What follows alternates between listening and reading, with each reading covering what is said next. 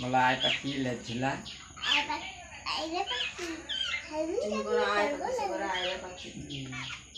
আয়রা পাখি লেজ ঝোলা খেতে দেবো।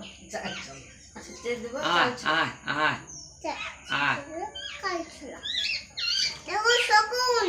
কোথায় শকুন? শকুন। আচ্ছা ও তো শকুনটা দেখলো তাহলে শকুন। হ্যাঁ ও বয়ে পড়ে না